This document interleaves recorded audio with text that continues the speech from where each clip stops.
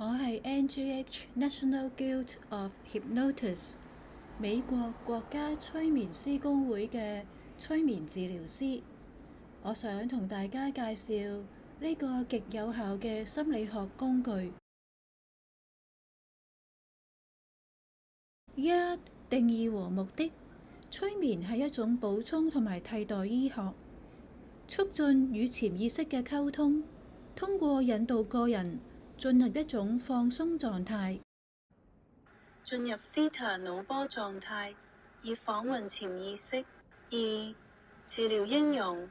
催眠可用於心理和情感療愈，改善人際關係，改變習慣同增強自信，也可以通過促進治愈同探索前世記憶嚟改善生理問題。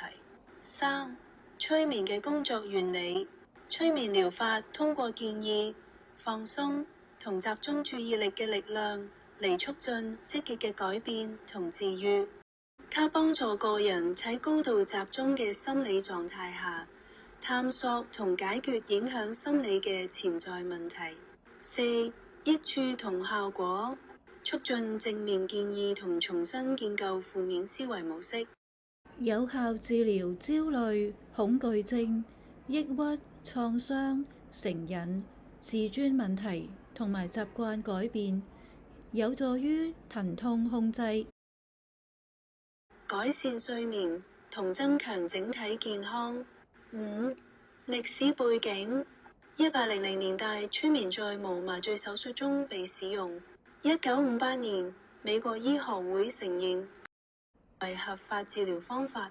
六、科學同醫學考量。催眠被視為一種心理工具，對心理同生理健康有積極影響，包括世界衛生組織在內嘅健康組織認可在多種醫療實踐中作為輔助醫療嘅有效性。七、潛意識與顯意識。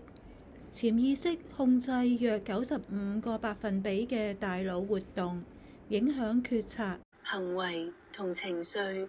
催眠主要通過與潛意識溝通，因為其被認為比顯意識更具智慧。八、過程同安全性。催眠前會進行背景了解同問題評估，催眠係安全嘅，個人保持意識清醒並掌控，潛意識保證個人安全。九、有效性。大多數人會經歷積極變化，但效果因人而異。催眠係利用客戶嘅內在智慧同資源嚟實踐自我賦權同埋問題解決。